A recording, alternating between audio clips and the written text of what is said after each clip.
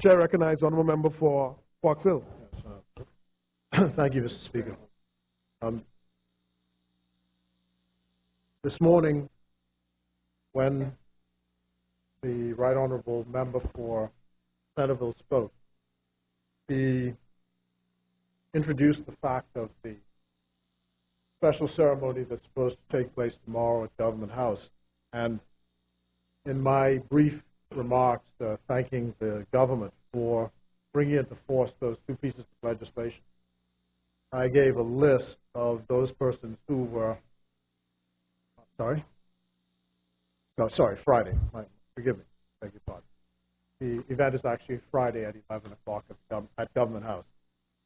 And in the list which I gave, with the gentleman sitting right in the gallery, and who has been front and center in the marketing of this in the last few years. And I had the name in my mind, had the name on the list, didn't call the name. And it's an egregious error on my part. And so I would like to add the name of the Reverend C.B. Moss, in whose church we were on Sunday, the member for Maine and Grantstown, the member for Fulani, and myself. I'm sorry? In the Mission Baptist Church in Hay Street, but under the aegis of the Reverend C.B. Moss, who has been, as I said, front and center, keeping this up every year, beating the drum, and with us in Rawson Square. And so my apologies for that faux pas, and I wish at this time to add it.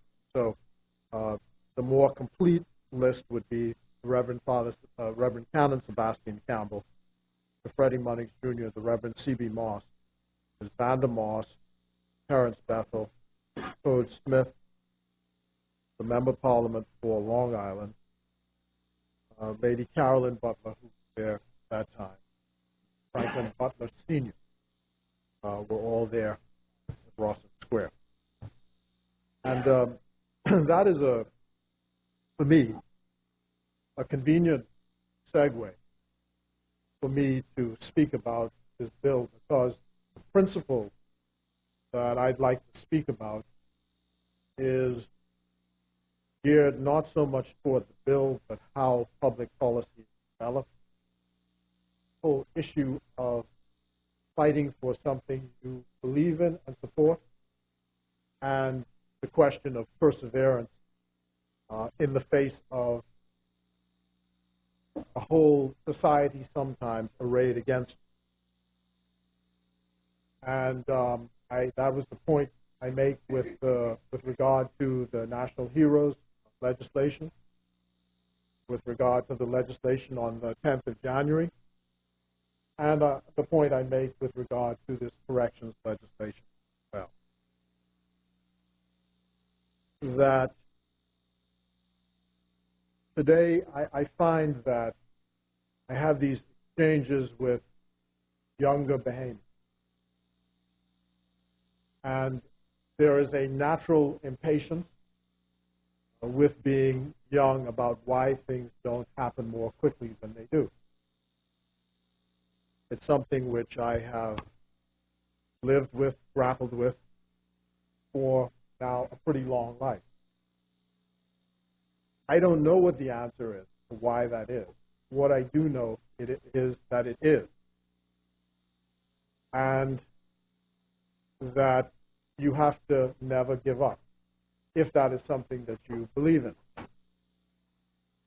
When we started out standing in the public square, on the day that the event was supposed to take place, how we got to the Reverend Canon Sebastian Campbell was the fact that the administration of the day canceled the permission to use Rawson Square to have the event.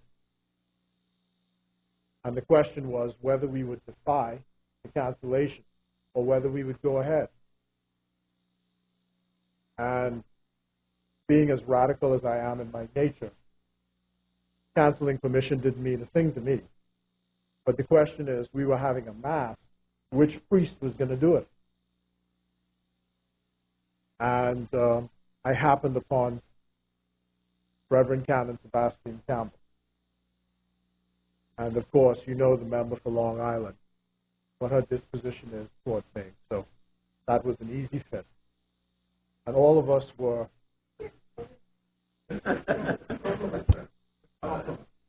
I don't think so.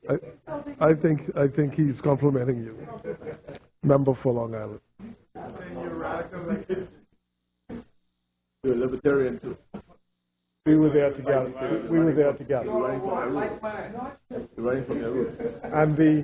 And the service went on uninterrupted. And in fact, I think history will record that the whole idea of the holiday actually came from the member for Long Island, in that she called for, because it started in and around a ceremony for her grandfather, the anniversary of whose death is the third week in January. And that call was made. And the call morphed into, why can't we have a public holiday for all national heroes? And a lot of work was done on why you choose the particular day we chose. We looked at the existing holidays. We knew that the concern would be of the business community, that if you created another holiday, it would be an additional expense. So we said, why not argue with the society to put our imprimatur, the imprimatur of this generation, on the history of the Bahamas by substituting what was called Discovery Day for the holiday National Heroes Day. And we began that fight. And every year... Member for Kalani? Member for Kalani? Oh, just, you stood to your feet. Sorry. Okay. Just, fine. And every year, we were there. Every year, we were there, trying to get this done. And, you know, the kindred spirits, and I really want to say about Father Canon Campbell and Reverend Moss. You know, Reverend Moss, he's a fellow, he doesn't back up at all. And once he's on to something, and it was due to the work of all of these people. And so I say to the younger ones who come now today and say, you know, things don't happen as quickly as they do, that I don't understand why people who believe in something give up so easily in the middle of a fight. Because my feeling is that no matter what people say about you, to you, if you are for that idea, you stick to that idea. And I had to fight my family on this. This corrections bill, to go to the bill.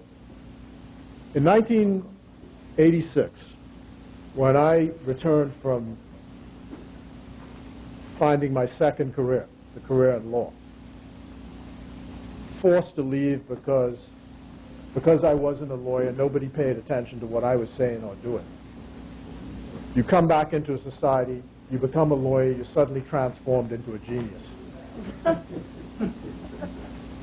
So I come back.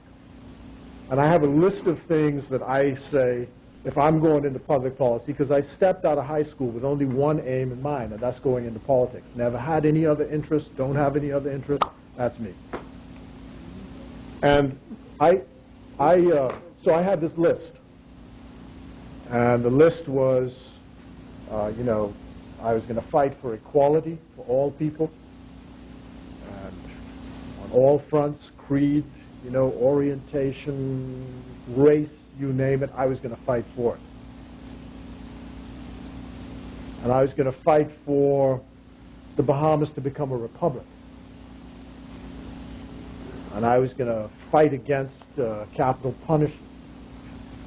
Anyway, whole list.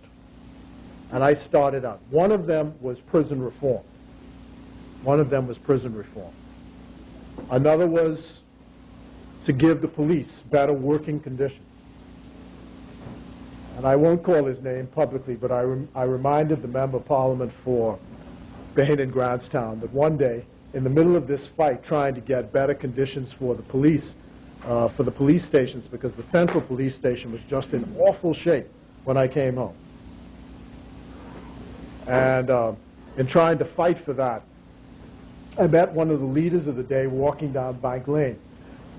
And he pulled me aside. He said, "Look here, man, why are you wasting time fighting for these fellas about, better conditions? Some of these fellas grow up in these conditions. They don't make no difference to them." But I said the conditions needed to be better because this society was rich enough to provide better conditions. And if you treat people inhumanely, you're going to get inhumane results. And the same thing applied to the prison. I happened, Mr. Speaker, because of my advocacy for the prison, as I said, to run up against my family. My late grand-aunt, Dame Alberta Eisen, she was part of the prison visiting committee. And she saw me one day and she said, what you being, soft on these criminals up there in prison? Should, lock them up, throw away the key. If they didn't do wrong, they wouldn't be up there. And that was her view.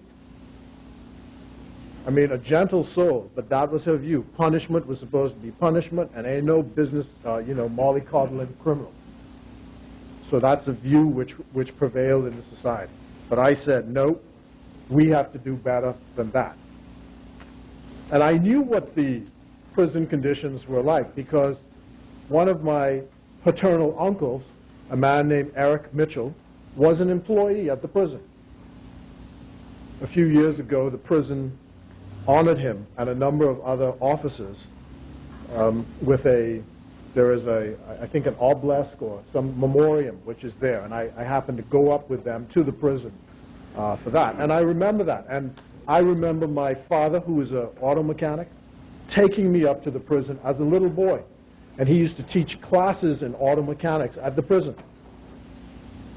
So we were steeped on one side in this tradition that you had a responsibility when people do things that are wrong and go by the way, you had a responsibility to help rehabilitate them to come back into society. So I had that experience.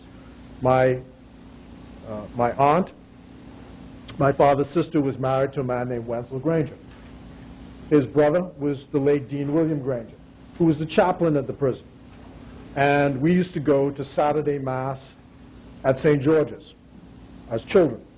And he drummed in us in the sermons of our responsibility, notwithstanding the fact that people had done wrong, of our responsibility to, in a sense, take care of the least of our brethren.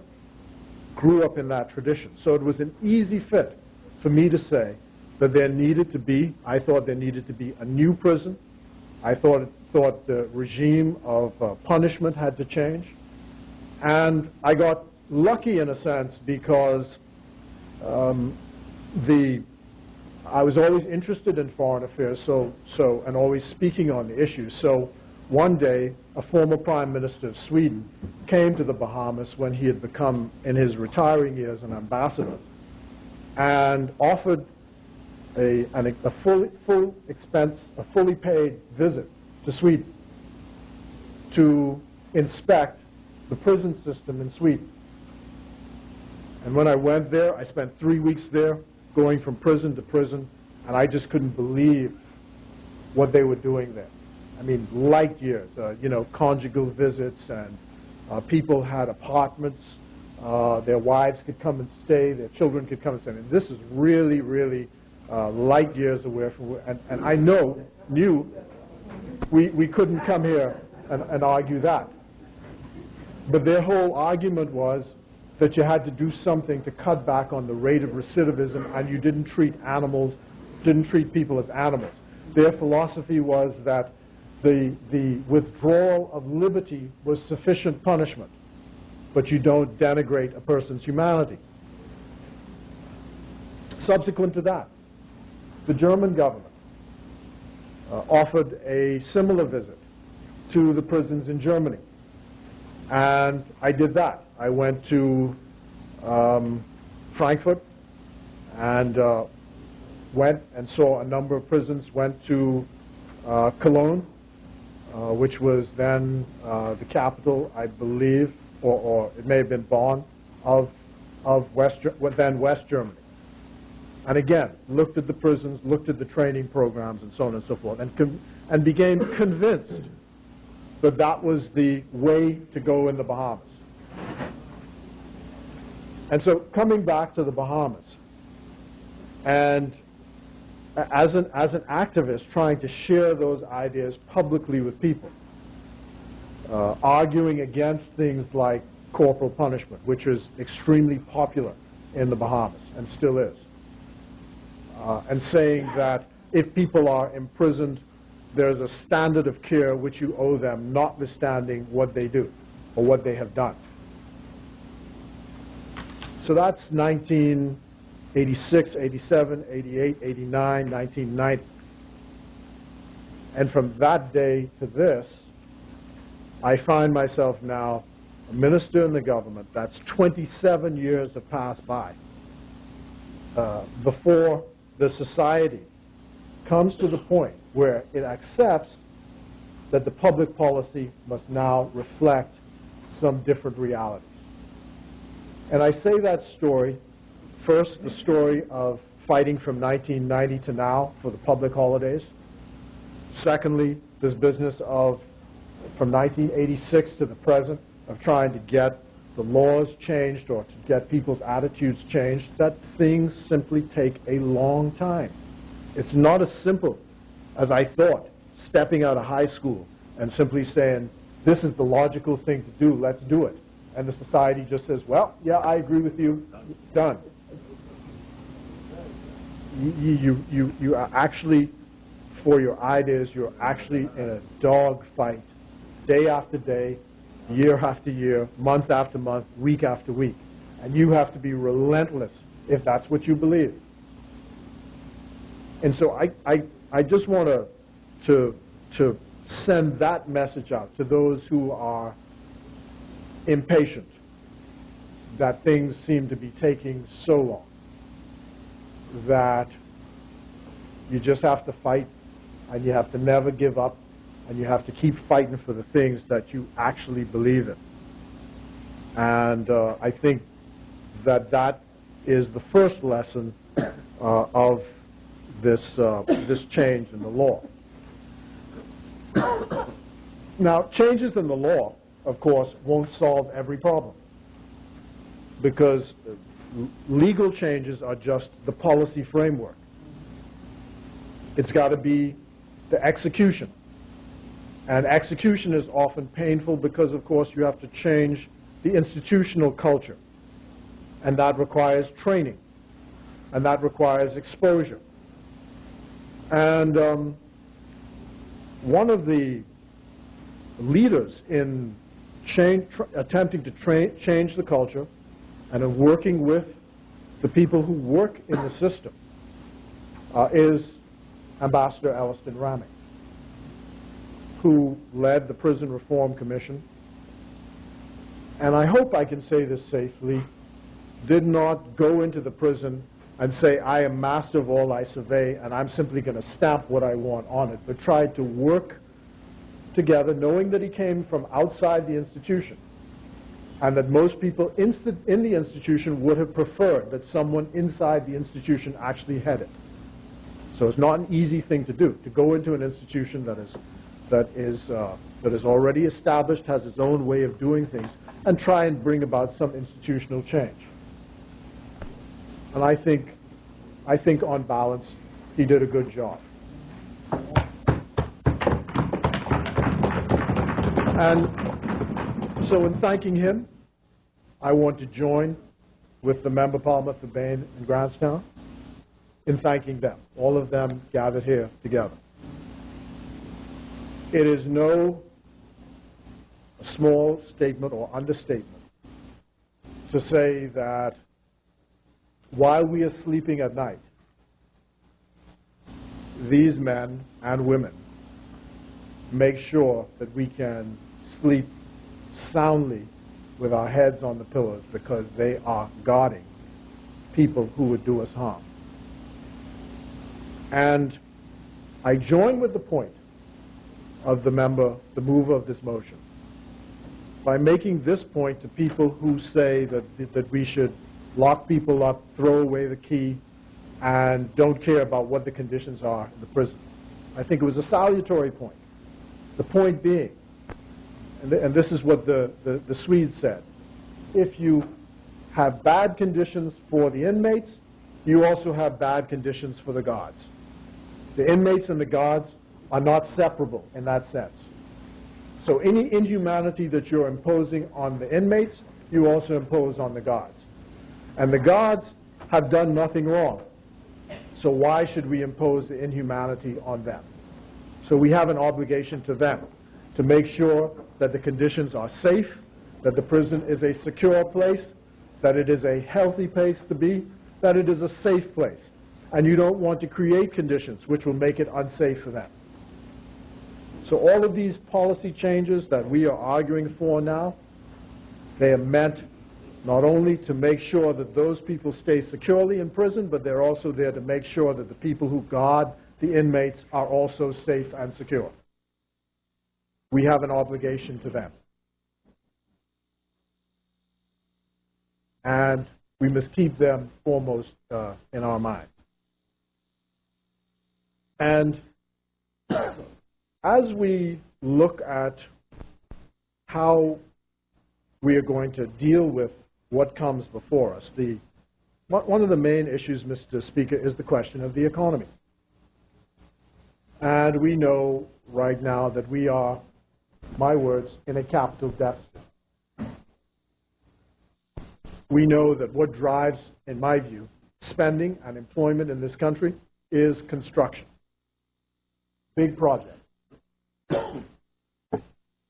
The airport project is now winding down. I think the minister will be leading us at an opening in the next week or so, in a few days.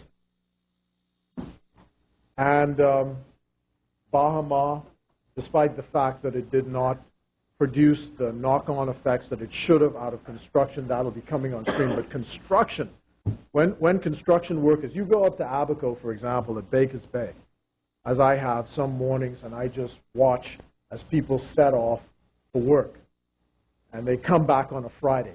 And once they're paid on a Friday, and you see the level of spending that goes on in Marsh Harbor, once they're paid on a Friday, it's the most joyous feeling. And that's what you want to get going in the town again. So we got to keep looking at what is the next big project. And hospital is one, certainly. I think Grand Bahama is fixing to get one. A prison could be another. I'm told that a new one, a brand new one, would cost $120 million. A lot of cash. But we know that if you wait 10 years, it'll be $220 million. And you know you can't just build a prison by going out there and pouring the foundation and putting it up to belt course and then going to the mortgage man and say, let me to finish the roof. It has to be a designed facility. But societies gather around large public works projects to get people working again. And that's what we got to do. We've got to find some mechanism. We've got to find the way to pay for it, and then we've got to find some projects to crank up this economy and get the young men and women working again, so they feel like this society is theirs, and they don't sending me text messages about you got to know family, or you got to have a certain last name to get hired in this country. You know, people with degrees sitting around for ages and ages and can't get work. You know, you have all these structural problems that we have to get around. So there's a list of public projects, and I would say that I hope that one of the things on the list is a new prison. And for all the reasons that we've listed, not because we want to mollycoddle criminals, but because that's the right thing to do, and we need a facility which will reflect what our modern-day values are, our humanity, our humaneness to our fellow man, despite what they've done. And to make sure, the other philosophical argument is to make sure that when the people get out, they're not animals when they go back to the society. You got to make sure that that happens. So there's a lot of work that we can do and that we have to do to carry ourselves forward, and I will do, Mr. Speaker, through you to these gentlemen, ladies in the gallery. Continue from where I sit to argue for continued reform. What's happened with me? You know, people come to me, you know, because I'm where I sit now and say, well, I remember when you used to say this and you used to say that. You know, before, Mr. Speaker, several times, I wouldn't even think about anything. I'd just say it. But, you know, the next thing you know, you get slapped upside your head, and you pretty soon learn that you can't take too many blows. You've got to pick which fight you're going to pick. You know? So what you learn to do is you learn to become more adept, smarter at how to pick the battles and how to win the battles that you want to win. And so I don't want to believe people think that the ideas are lost. When I was plotting out my political career, I made this decision, perhaps at a risk to myself, that I wanted everything I believed at the very early stages to be in the public domain. So you could go back as far as when I started the first newspaper column I wrote in 1976 to the present, and you could find virtually everything that I thought and believed written in paper somewhere. And yeah, you can say some things have contradicted and some things aren't what they are and so on and so forth. But the fact is, the ideas are in the public domain. And you could expect that if I go any further in this life and continue in this political life, that those ideas are still there. Because I believe they're still the better ideas for society. I mean, the one I'd really like to pull off is a republic for the Bahamas. I mean, I really would like to do that.